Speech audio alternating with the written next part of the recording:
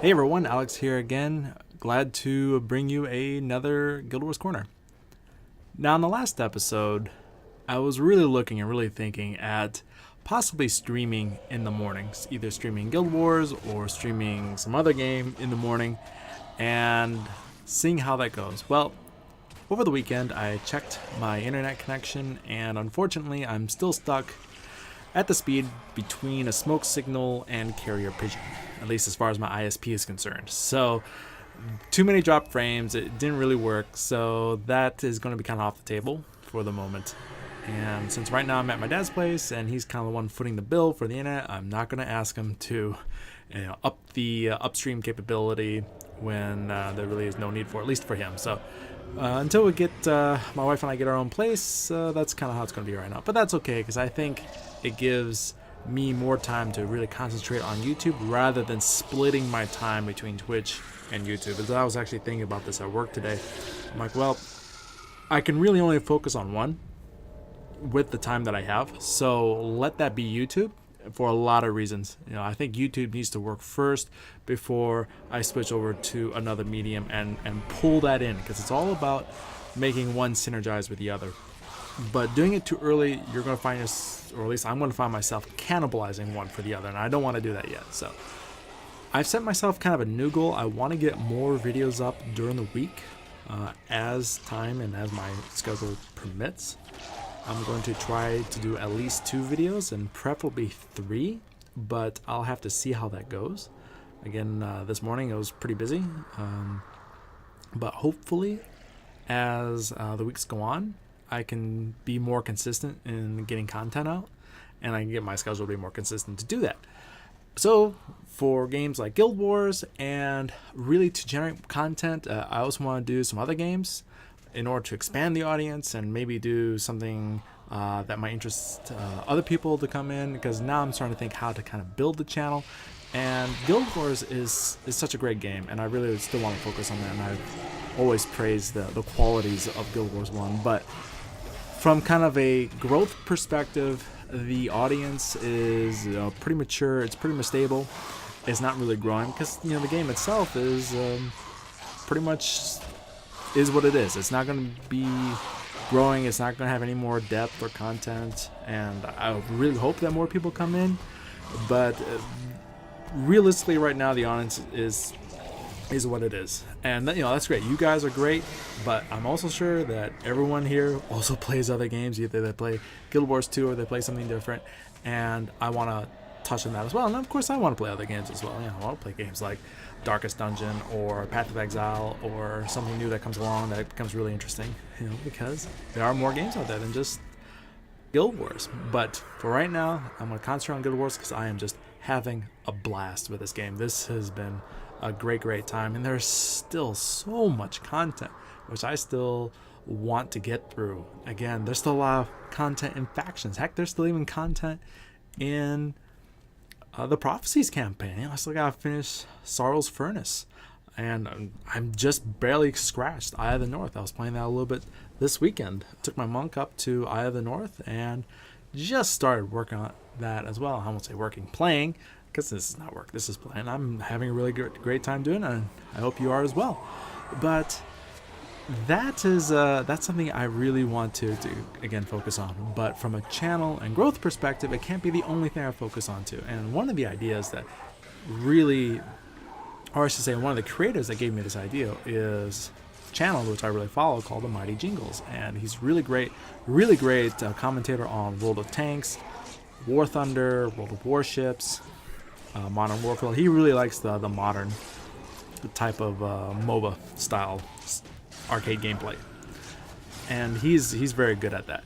But one of the things I was looking at his channels, you have Mighty Jingles, and you have people that play World of Tanks, frankly play better than him, even he admits this, but their channels are smaller than his. And the reason is that Jingles doesn't do just World of Tanks, or doesn't do just one game. He does 4 or 5 different games, so he can tap into 4 or 5 different audiences. While Quickie Baby, who's a phenomenal World of Tanks player, and he does videos and streams all the time, all week long, his channel is quite a bit smaller than the Mighty Jingles, because his audience is one game, and you kind of hitch your wagon to that horse. It's, if anything should happen in that game, if it get canceled, or like we see with Guild Wars here, if there's a sequel comes out and gets dropped away, or development stops, or the development studio just gets hit by a meteorite, you're kind of stuck. And having that kind of diversity also gives you kind of an assurance that, okay, if one game really just, for whatever reason, just falls off the radar screen, disappears from the planet, studio gets shut down, whatever, you still have a lot of other games to focus on. And also, you're focusing, or I'm focusing, in this case for myself, focusing on the brand of myself rather than focusing on a video game, on one video game. I'm really focusing on what I can bring to my audience. What can I bring to you? What would you like to see? Or would I be creating videos that are entertaining to you, or are they informative to you?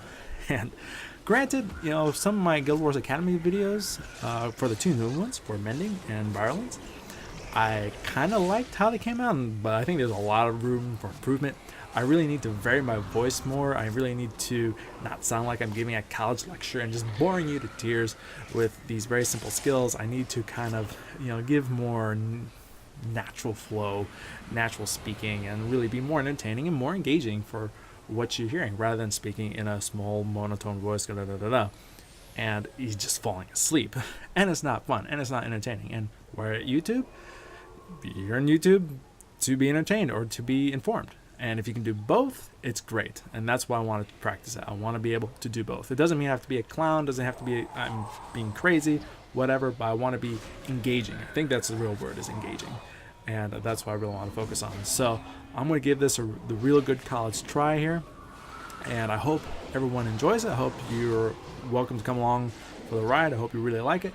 And we'll see what happens. Now, as I mentioned with the streaming, again, my internet connection doesn't have the upload speed that's fast enough to do internet streaming. However, I was able to get off Wi-Fi. I was finally able to snake a wire from where the router is into the basement, through the through the roof of the basement and down to where my computer is, and got it hooked up. So now it's quite a bit faster, because I was loading up the Virulence video last week and it was taking forever to get onto YouTube. I finished the video right in the morning, right before I went to work on Thursday. I popped into YouTube. Okay, pop it in there. I have about 30-40 minute drive to work. I get to work, I can fire up my laptop from there and take a look. Okay, should be ready to go maybe about an hour or so. 4 hours later, it's not even 30% uploaded, and then just dies. So I'm like, oh my god, what is this? And granted, the video was fairly long, but not unusually long. I mean, it should be no problem. Maybe about an hour or two it should be up. Nope, 4 hours, nothing. So came back, snaked a wire down that evening actually, and then I did it again, and it was up in about 1 hour. Perfect. So that is one big improvement. Now on to more Guild Wars stuff.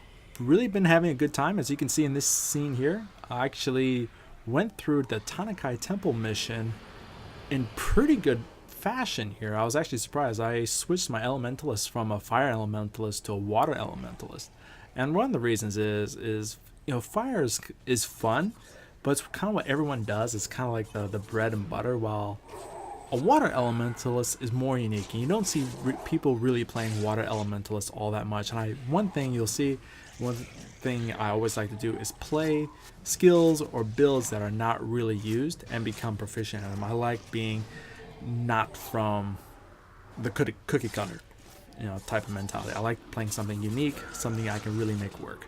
And a water elementalist is it's a lot of fun once you really learn about it. And that's one of the things I really want to do. I want to learn how to make a water elementalist work, and using things like snares and damage dealing and cold, and how to make that all mix is something I'm really going through right now. And I think I'll do some academy videos once I'm a little more farther along with my skill capturing, because right now I don't have any elite skills, water elite skills for my elementalists. I have a few others. I have one for fire. I have kind of the elemental attunement elite skill, but nothing really for my water elementalist. And ironically, this is not Tanakai Temple. This is the Sunjing district. Apologies. This is the Sunjing district mission. But in this mission is actually where the first Ice Elemental Elite skill is. I didn't capture it, but I can come back and capture it because this elemental construct is in the explorable area here. I can go back and capture it. I think that's what I'll do. It's Mirror of Ice. Looking at Guild Wars Wiki, I can come back and really play with that. And it looks like a fun skill because it's a double cast skill, kind of like Double Dragon, where I actually cast on an ally, but all the enemies around the ally and all the enemies around myself are damaged when I cast that skill. So it looks really, really interesting. Let's see, what else has been going on? That is frankly about it. Oh, I also did my Mesmer, and this time my Mesmer was in Tanakai Temple, and I was playing with Illusionary Weaponry, and I had just a very difficult time trying to get through Tanakai Temple with my Mesmer. In fact, Tanakai Temple is just a hard mission, period. And I decided, you know what? I tried Domination. I tried Illusion. Forget it. I'm just going to go Illusionary Mesmer. Took my Illusionary Mesmer build and went in there, and I just ripped through the place. I was really, frankly, surprised how easily I was able to go through. I'm not exactly sure why, but I think it was also a combination of using some good armor skills, because when you use Illusionary Weaponry, you gain 5 armor for each illusion skill that you have. And I had like 6 illusion skills, so that was up an armor value that was increased by 30. So actually I had over like 90 armor for my my Mesmer. So that took my Mesmer from an armor base of 60 to an armor base of 90. Now I'm over a Hammer Warrior, and that's pretty cool. So, and I have kind of a different build than most Illusionary Weapon Mesmers. They like to use Flurry, the Warrior skill Flurry. Well, I like to use Tiger's Fury because I can bring a pet along and get a little more DPS that way. It's a bit different. It's a little more cost as far as energy goes, intensive, but it's still a lot of fun, and it's just fun just to have a pet with you. So that is one of the things I may do a video on this week or next week, is the Illusionary Weapon build and how I ran it through Tanakai Temple, because it was a lot of fun. I had a blast, and it was very, very interesting. Let's see. In other Guild Wars news, again, not a whole lot going on. There's been a lot of interesting podcasts coming out for Guild Wars 2 recently. If you get a chance, even if you don't play Guild Wars 2, there is a couple of podcasts by a guy named Mike the Mighty. I think Mike or Mickey the Mighty. Mike or Mickey, one of those two. I'll put a link here. And he really just focuses on Guild Wars 2 and a few other things. Again, he ran at the same brick wall that I had mentioned, focusing on just one game and really kind of limiting his audience by that. So now he's starting to just branch out as well. But he was really talking about with some other podcasters about the state of Guild Wars 2, and really it's become such a grindy type of game, which was exactly what I feared when I saw some of the end content for Heart of Thorns. The thing is that I don't know where the ideas come from. Actually, I do know, but the thing is with Guild Wars, a lot of the things that make people play, that really, go for the goal, and play for a lot, to do a lot of grinding, is cosmetic armor, things that look really pretty, or more advanced armor or more advanced weapons. Well, that's great, but there's a fine line between additional content and grinding. And I think Guild Wars 2, with regards to building out guild halls and the legendary stuff and the armor, has just become a pure grind. While in Guild Wars 1, if you're building obsidian armor, for example, yes, you have to quote-unquote grind materials, but you have to go through content to do it. You have to go through Underworld, you have to go through Fissure of Woe, and you have to really work at to get that obsidian armor, but you have to go through content to do it. You don't have these resource nodes that go here, get the axe, click, go here, click, and come back. That's just not a whole lot of fun, in my opinion. But when you're going through Underworld or Fissure of Woe, for example, there's a lot of other examples in Guild Wars, but when you're going through Underworld or Fissure of Woe, that's content. You have to go up and you have to battle enemies. There are maybe rare drops. You're doing quests. You do have to the Eternal Forgeman to get that Underworld armor or obsidian armor. And that's, again, it's repeatable content, and yes, there is a sense of grinding doing it, but I don't think it's as severe as a grind as what's happened in Guild Wars 2. And that's something that Mickey the Mighty has really pointed out with Guild Wars 2, is that it's just kind of gotten really stale. The grindiness has gone to a very high level that a lot of people are not very comfortable with, or they don't like very much, because people know, grinding is not content. It never was. Gameplay is content. Grinding is not compliment. The special armors should be a reflection or result of you doing additional content, not the reverse. Not going through and grinding content and trying to get this little carrot at the end.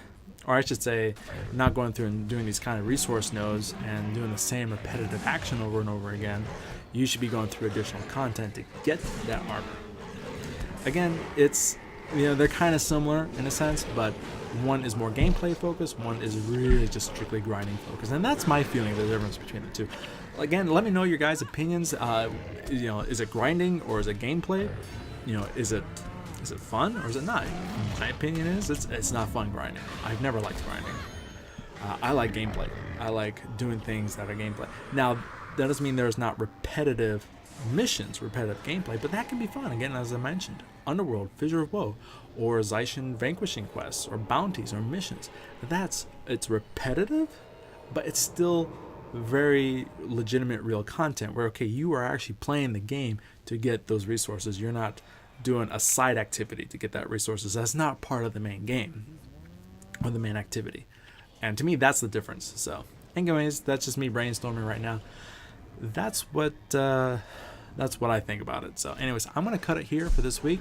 I hope you guys like this video. If you really like it, please subscribe to the channel. Please like the video. I really would like to kind of build up this channel a bit more. If I see things really go in a positive direction, I'm going to give it a good college try, get the channel up, and do some more videos and more activity on a more consistent basis. So I really hope you guys like it, and I'll talk to you soon. Have fun.